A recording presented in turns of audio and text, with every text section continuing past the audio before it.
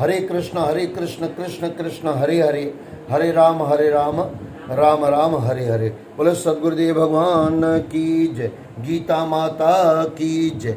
अध्याय 15वां, पुरुषोत्तम योग, 20 श्लोक।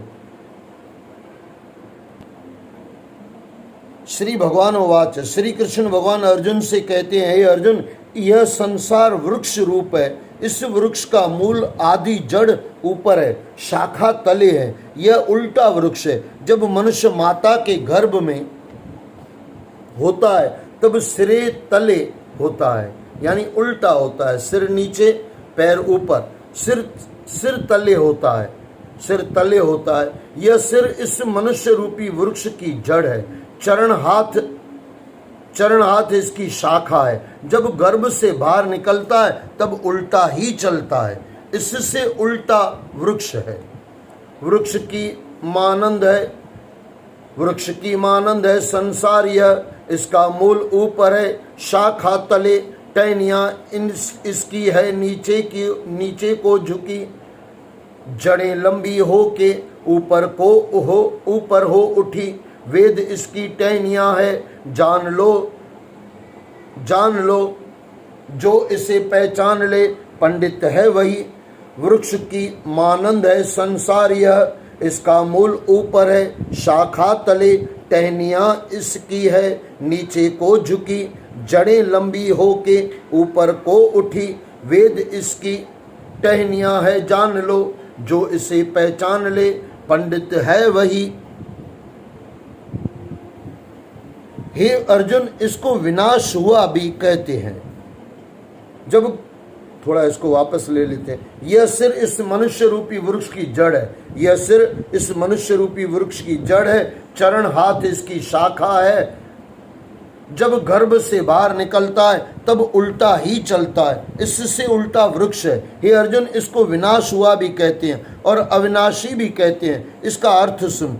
आत्मा अविनाशी है और देह विनाशी है, और वेद इस वृक्ष के पत्र हैं। इस वृक्ष को पत्र यानी पत्ते हैं, इस वृक्ष के पत्ते हैं। इस वृक्ष को पहचाने सो वेद का पूर्ण पंडित कहलाता है। और यह वृक्ष के ऊपर ब्रह्मा के लोक और तले, यह वृक्ष के ऊपर ब्रह्मा के लोक और तले शेषनाग के लोक तक पधार रहा है। और सत्य, रज और तम, यह तीनों गुणों इस वृक्ष के डाल हैं।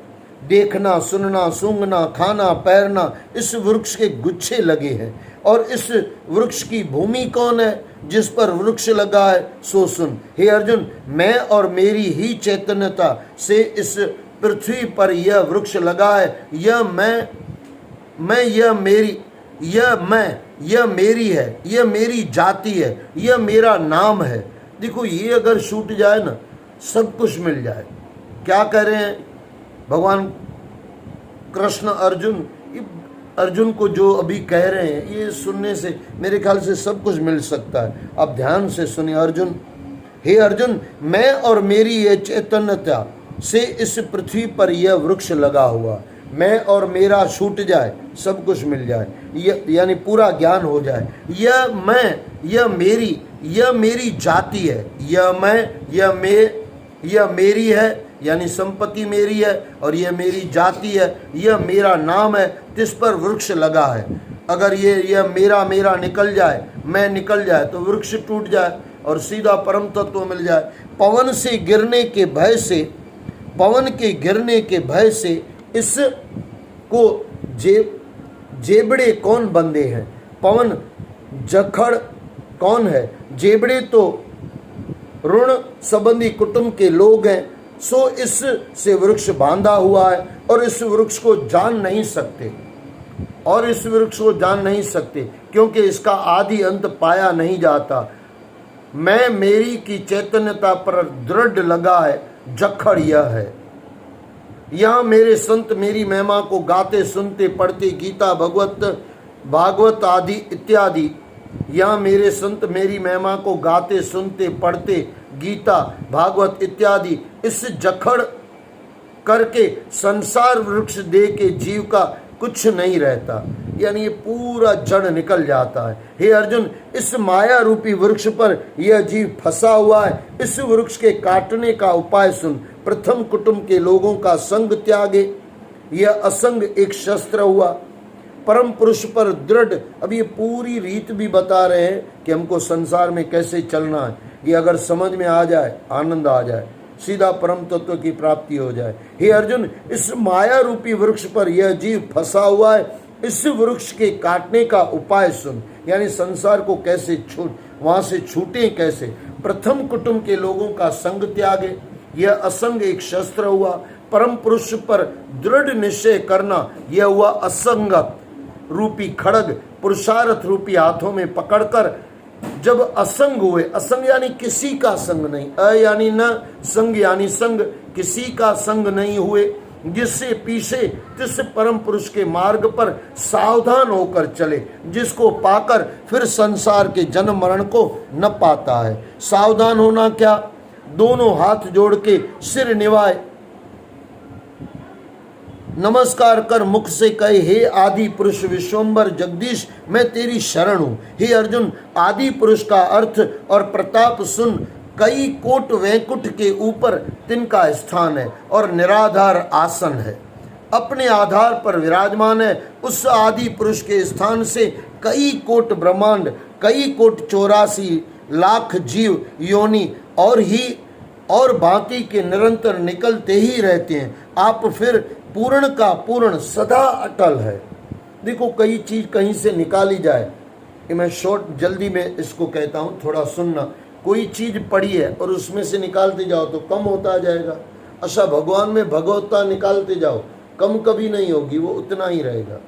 ये गुरु यहाँ पे परमात्मा श्री कृष्ण भगवान समझा रहे हैं हमको, अर्जुन को, और हमको समझा रहे हैं। आप फिर पूर्ण का पूर्ण सदा अटल है। यह आदि पुरुष का प्रताप है। विश्व का कर्ता हरता है। सर्व जगत का ईश्वर है। कुटुंब आदि का त्याग कर ऐसे आदि पुरुष की शरण आवे और अपना मान यानी अभिमान दूर करके, अपना मान दूर करके कहे कि मैं किसी जैसा नहीं, निष्कपट, एकांतवासी, निर्बंधन, निर्मोही, एक पार ब्रह्म की सेवा करे। हे अर्जुन, श्वास के अंदर बाहर आते जाते मेरा ही नाम जपे। आदि पुरुष भगवान, मैं तेरी शरण हूँ, ये जाप जपे। मेरे चरण की सेवा करे, मेरे सिमरण बिना किसी की कामना न करे। इस प्रकार जो भगत मेरी शरण आता है, उसको मैं दुख सुख हर्ष शोक शीत उष्ण आदि विकारों से पूर्ण इस संसार समुद्र दुख रूप से अपने ज्ञानी भक्त को मुक्त करता हूँ और अपने अविनाशी पद में प्राप्त करता हूँ।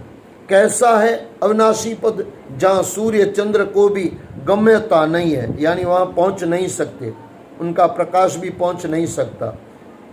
अविनाशी पद जहाँ सूर्य चंद्र की भी गम्यता नहीं है, जहाँ से जाकर फिर नहीं आता है, सो ऐसा परमानंद अविनाशी घर मेरा है। जो आदि पुरुष हैं और अविनाशी पद में जा प्राप्त हुए हैं, तिनका वृतांत मैंने कहा है। अब अर्जुन और सुन, यह जो सर्वलोकों में जीव भूत है, सो मेरा अंश है और यह सनातन पुरातन है। 5 इंद्रियां, 6ठा मन, यह सही इस जीव को अपने अपने गुणों की ओर खींचते हैं। अब शरीर का त्यागना और लेना क्या है, सो सुन। इस देह का ईश्वर जो जीव है, सो जीव देह को जब त्यागता है, तब यह जीव की उल्लंघन है। जैसे एक चरण टिकाया, दूसरा उठाए आगे रखा, फिर पिछला चरण उठाए आगे रखा। जब आगे ठोर पाई जाती है, तब पिछला चरण उठाए आगे रखता है। तैसे ही अर्जुन, देह का त्यागना और देह का लेना इस जीव का उल्लंघना मात्र है। जैसी वासना को लिए देह को त्यागते हैं, सोई वासना साथ ले जाता है। जिस तरह पवन किसी वस्तु को छूकर चलती है, तैसी वासना आती है। नेत्र श्रोत, स्पर्श, त्वचा, जेवा, नासिका, यह पांचों इनका अधिकारी। छठा मन, इसके साथ मिलकर यह जीव विषयों को भोगता है। खाता, पीता, चलता, बैठता और जो कार्य करता है सो सब जीव करे है। इंद्रियां और मन के साथ रला मिला करे है, पर यह कौतक मूढ़ प्राणियों को नहीं दिखता। जो प्राणी ज्ञान नेत्रों से संयुक्त है सो इस कौतक को देखते हैं। सो ज्ञान नेत्र किस प्रकार के होते हैं? हे अर्जुन, जब मेरे स्मरण ध्यान योग साथ जुड़े हैं तब स्मरण कर ज्ञान उपजे हैं। इन योगियों में भी कोई एक जो मेरे स्मरण से पवित्र हुआ है जिसको ज्ञान उपजे है। जिस ज्ञान के उपजने से मेरी रचना का कौतक देखता है। यह सूर्य जो अपने प्रकाश से सब लोगों का अंधकार दूर करता है, उस सूर्य में तेज प्रभु का जानो। ऐसे ही चंद्रमा में जो तेज है सो भी प्रभु का मानो, यानी जानो, मानो, जानो। पृथ्वी जो जड़ है, चैतन्य स्थावर जंगम को धार कर भूत प्राणियों को अपने ऊपर लेकर खड़ी हो रही है, सो जिस पृथ्वी के तले बल प्रभु का ही जानो। उस प्रभु के आश्रय हैं, उस प्रभु के आश्रय हैं और जितने मनुष्य के अंश हैं, अन्न, घास, तृण, वृक्ष, इन सब को चंद्रमा की किरणों द्वारा रस अर्थात स्वाद सो मैं ही मेलता हूँ, यानी भेजता हूँ। और आप ही सर्वभूत प्राणियों के हृदय में अग्नि होकर व्यापता हूँ। प्राण वायु ऊपर की, अपान वायु तले की, यह उदर में, और अग्नि और प्राण वायु साथ जो प्राणी चार प्रकार के भोजन करते हैं, जिस अन्न को मैं ही पचाता हूँ। लेहज, पेहज, भक्ष्य, भोज्य, ये चार प्रकार के अन्न हैं जो अग्नि कर रींदा पकाया जाए, जो अग्नि कर रींदा पकाया भुना जाए सो भक्ष्य कहिए। और जो कच्चा अन्न है, चावल, चने, मोठ इत्यादि को कच्चा अन्न खाइए सो अन्न भोज्य कहता है। और ककड़ी, खरबूजा, तरबूज, गन्ना, आम इत्यादि लेहज कहलाते हैं। दूध, दही, छाछ, शरबत, पानी, यह पेयज है। ये चार प्रकार के अन्न हैं और सबके हृदय में मैं ही विराजता हूँ। सबके हृदय में बैठ के ज्ञान दे के मनुष्य से भले कर्म मैं ही कराता हूँ। अज्ञान देकर अपकर्म पाप मैं ही कराता हूँ। सब वेदों में पहचानने योग्य मैं ही हूँ। वेदों के जानने हारा भी मैं ही हूँ। वेदों का अंत करने हारा भी मैं ही हूँ। अंत वेदों की मति है, अंत वेदों की मति है, सो अपनी मति से स्तुति करते हैं। सब महिमा करते हैं, वेद की मति रह जाती है। सब महिमा करते हैं, वेद की मति रह जाती है। तब वेद नेति नेति करते हैं, यानी जब वेद पहुंच नहीं पाते तब कहते हैं नेति नेति नेति करते हैं। जो तुम्हारी महिमा के जानने को असमर्थ हूँ, जो तुम्हारी महिमा को जानने को असमर्थ हूँ, इस कारण से वेदों का अंत करने हारा मैं हूँ। अब अर्जुन और सुन, यह जो देहधारियों का पसारा है सो सभी पसारा दोनों पुरुषों का है। एक पुरुष विनश जाता है, दूसरा अविनाशी रहता है। तीन दोनों का वृतांत सुन। यह जो बहुत तत्वों का शरीर पुरुष है सो विनश जाता है। दूसरा जीव पुरुष है सो अविनाशी है। विनश जाता है यानी खलास हो जाता है, मर जाता है, नाश हो जाता है। लेकिन दूसरा जीव पुरुष है सो अविनाशी है। यह इन दोनों का विस्तार है। फिर इन दोनों से तीसरा पुरुष उत्तम है, जिसे परमात्मा कहते हैं। जिसका महात्म्य प्रताप सुन। जिस आत्मा के नेत्र उघड़ने से ब्रह्मा आदि चींटी पर्यंत भूत प्राणियों की पालना होती है, फिर उसी के यह स्तंभ धारे हुए हैं। और जब तिस परमात्मा की पलक लगती है और 14 भवन प्रलय हो जाते हैं, और जब तिस परमात्मा की पलक लगती है तो 14 भवन प्रलय हो जाते हैं। ऐसा महाप्रतापी है। इसी से तिसको आत्मा कहते हैं, तिसको पुरुषोत्तम भी कहते हैं। इसका अर्थ सुन। विनश्या हुआ जो शरीरी पुरुषोत्तम से अतीत है। उसका अर्थ सुन। विनश्या हुआ जो शरीरी पुरुषोत्तम से अतीत है। दूसरा जो अविनाशी पुरुष तिससे उत्तम है, इसी को लोग वेदों में परमात्मा कहते हैं। हे अर्जुन,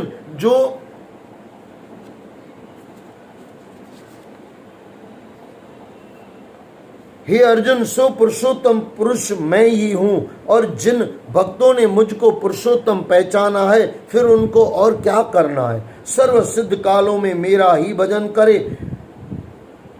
हे निष्पाप अर्जुन, इस प्रकार शास्त्र वेद हारा मुझको पहचाने, मेरे चरणों में दृढ़ निश्चय कर ले, तो निश्चय पुरुषार्थ होगा, मेरे पद को आकर प्राप्त होगा। बोलो सद्गुरुदेव भगवान की जय। अध्याय श्री भगवद गीता श्री कृष्ण अर्जुन संवादे 15वां अध्याय नाम संपूर्ण हुआ। बोलो सतगुरुदेव भगवान की जय। अध्याय 15वां अध्याय का महात्म। 15वें अध्याय का महात्म। श्री नारायण वाच। हे लक्ष्मी, अब 15वें अध्याय का महात्म सुन। उत्तर देश में एक नरसिंह नाम का राजा था और सुभग नाम का मंत्री था। राजा को मंत्री पर बड़ा भरोसा था। यह उससे बहुत समझाता था, परंतु मंत्री के मन में कपट था। वह यही चाहता था कि राजा को मारकर राज्य मैं ही करूं। इसी भांति कुछ काल व्यतीत हुआ। एक दिन राजा सोया पड़ा था और नौकर चाकर भी सोए पड़े थे। तब मंत्री राजा को नौकरों समेत मारकर आप राज्य करने लगा। राज्य करते बहुत काल व्यतीत हुआ। एक दिन वह भी मर गया। दूत यमराज के पास बांधकर ले गए। धर्मराजा ने कहा, हे यमदूतों, यह बड़ा पापी है, इसको घोर नरक में डालो। हे लक्ष्मी, इस प्रकार वह पापी कई नरक भोगता भोगता धर्मराजा की आज्ञा से घोड़े की योनि में आया। संगल द्वीप में जाकर घोड़ा बना। घोड़ों का एक सौदागर उसे मोल ले गया तथा और भी घोड़े खरीद अपने देश को आया। तब वहां के राजा ने सुना कि अमुक सौदागर बहुत घोड़े लाया है। तब राजा ने उसे बुलाया, देखकर उस घोड़े को भी खरीदा। जब उस घोड़े को हाथ फेरा, तब उसने राजा की ओर देखकर सिर फेरा। राजा ने देखकर कहा, यह क्या कारण है कि घोड़े ने सिर फेरा। तब राजा ने पंडित बुलाकर पूछा, जो घोड़ा मोल लिया है, इस घोड़े ने हमको देखकर सिर क्यों फेरा, इसका क्या कारण है। तब पंडित ने कहा, राजन, इस घोड़े ने तुमको सिर निवाया है, यानी नमस्कार किया है। राजा ने कहा, यह बात नहीं है। कई दिन पीछे राजा उसी घोड़े पर सवार होकर शिकार खेलने को गया। वह घोड़ा जल्दी चलता था। राजा शिकार खेलता खेलता बहुत दूर चला गया। आगे राजा शिकार तीर से मारता था। पहले राजा शिकार तीर से मारता था, उस दिन हाथों से पकड़ के मारने लगा। राजा प्रसन्न हुआ। दोपहर हो गई। राजा को तृष्णा लगी, यानी प्यास लगी। वन में एक अतीत देखा। कुटिया में बैठा, तालाब जल से भरा है। वहां राजा जा उतरा। घोड़ा वृक्ष के साथ बांधकर कुटिया में गया। देखा तो साधु अपने पुत्र को गीता के 15वें अध्याय का पाठ सिखा रहा है। वृक्ष के पत्ते पर श्लोक लिख दिया और बालक, ये कौन सा श्लोक, जो आगे आप पहले सुन के आए, भगवान की वाणी, और जो अर्जुन ने सुना, श्री कृष्ण भगवान ने जो कहा, अर्जुन ने जो सुना, उसको कहा गया, वो श्लोक यहाँ पे लिखा गया। वृक्ष के पत्ते पर श्लोक लिख दिया और बालक को कहा, खेलते फिरो और इसको कंठ भी करते रहो, यानी इसको याद भी करते रहो। जिसके साथ राजा ने घोड़ा बांधा था, उसी वृक्ष के पत्ते पर श्री गीता जी का श्लोक लिखा था। वह बालक पत्ता लेकर खेलता भी था और पढ़ता भी था। उस पत्ते को घोड़े ने देखा। तत्काल देवदेवी पाई, स्वर्ग से विमान आए, जिस पर बैठकर वैकुंठ को चला। आकाश में खड़ा हुआ। इतने में राजा पानी पीकर बाहर आया। देखा तो घोड़ा मरा पड़ा है। राजा ने चिंतावान होकर कहा, यह घोड़ा किसने मारा, इससे क्या हुआ। इतने में वह बोला, हे राजन, तेरे घोड़े का चैतन्य मैं हूँ। मैंने देवदेवी पाई है, वैकुंठ को चल जा रहा हूँ। राजा ने पूछा, तुमने कौन सा पुण्य किया है। उसने कहा, राजन, यह बात ऋषिवर से पूछो। राजा ने उस ऋषिवर को बुलाकर पूछा, है ऋषिवर जी, यह क्या कारण हुआ है। ऋषिवर ने कहा, राजन, गीता का लिखा हुआ पत्ता इसके आगे पड़ा है। घोड़े ने अक्षर देखे हैं, इस कारण घोड़े की गति हुई है। राजा ने पूछा, पीछे घोड़ा कौन था, यानी अगले जन्म में घोड़ा कौन था, और घोड़े के सिर फेरने की बात भी राजा ने कही। ऋषिवर जी, यह बात मुझे सुनाओ कि मेरा और घोड़े का क्या संबंध था। ऋषिवर ने कहा, राजन, पिछले जन्म में तू राजा था, यह तेरा मंत्री था, यह तुमको मारकर राज्य करता था, तू फिर राजा हुआ।